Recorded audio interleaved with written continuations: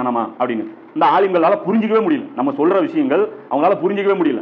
என்ன காரணம் அப்படின்னு பாத்தீங்கன்னா, இந்த போய் மதரசால போய் படிக்கிறாங்க. இந்த மதரசால படிக்கும்போது இந்த புகாரி, முஸ்லிம் இந்த மாதிரியான நூல்கள் பாடமா எடுக்கிறாங்க. அப்ப அந்த நூல்கள்ல பாத்தீங்கன்னா இந்த கிதாபுல் ஃபிதன் அப்படின்னு ஒரு சாப்டர் இருக்கும். அதுலதான் இது மாதிரியான செய்திகள் எல்லாமே வரும். இந்த செய்திகள் எல்லாம் பாத்தீங்கன்னா ரொம்ப கடைசியில இருக்கும். புகாரில எடுத்தீங்கன்னா 7வது வால்யூம்ல 5வது வால்யூம்ல தான் இருக்கும் குழப்பங்கள். முஸ்லீம் எடுத்தீங்கன்னா 4வது வால்யூம்ல, அதாவது கடைசி பாட்டு எங்க இருக்கோ அந்த இடத்துல தான் வரும். இப்போ இவங்க 7 வருஷம் இதெல்லாம் ஓதுறாங்க இல்லையா, நீங்க அவங்ககிட்ட கேட்டு பாருங்க, கிதாபுல் ஃபிதன் உங்களுக்கு பாடம் நடத்தப்பட்டிருக்கா அப்படின்னு. இல்லைம்மா, அவங்களால அது பாடமே அங்க நடத்துறது இல்லைங்க. மதரசாக்கள்ல முன்னறிவிப்புகள் சம்பந்தப்பட்ட இந்த பாடம் வர்றதுக்கு முன்னாடியே அவங்க வெளியவே வந்துருவாங்க. படிச்சு பட்டம் சப்ஜெக்ட் இருக்குல்ல, இந்த முன்னறிவிப்புகள், இந்த ப்ரெடிக்ஷன்ஸ் எல்லாமே இதுல வந்து ரொம்ப ரிஸ்க் ஜாஸ்தி.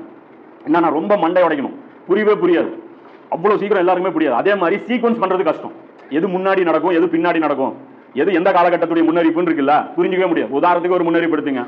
நபிஸ்லாம் சொல்றாங்க, உங்களுடைய ஒரு குழப்பம் வரும், அந்த குழப்பத்துல வந்து நின்று இருப்பவர் நடப்பவரை விட சிறந்தவர், உட்கார்ந்து இருப்பவர் நின்று இருப்பவரை விட சிறந்தவர், படுத்திருப்பவர் உட்கார்ந்து இருப்பவரை விட சிறந்தவர் இருக்கு. அப்ப என்ன சொல்றாங்க, செயல்படவே கூடாதுன்னு ரசூல் அந்த இடத்துல சொல்றாங்க. ஒரு ஃபித்னா வரும், அதுல நீங்க ரியாக்ட் பண்ணவே கூடாது, நீங்க பாட்டுக்கு சைலண்டா இருந்து இருக்கு. இப்போ இது காலகட்டம் மாத்தி ஃபிட் பண்றோம்னு வச்சுங்க, மெயினா இறங்கி வேலை செய்ய வேண்டிய இடத்துல என்ன பண்ணிடுவோம், நின்றுட்டு இருக்கிறோம், உட்காந்துட்டு இருக்கிறோம், படுத்துருவான், முடிஞ்சு போச்சு.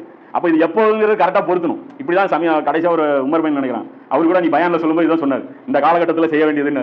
ஏன் இந்த காலகட்டத்தில் நம்ம வேலை செய்யணும், இப்போ போய் உட்காந்துக்கோ படுத்துக்கோ அளவுல வச்சுக்கோங்கிறீங்க. இப்ப எல்லாம்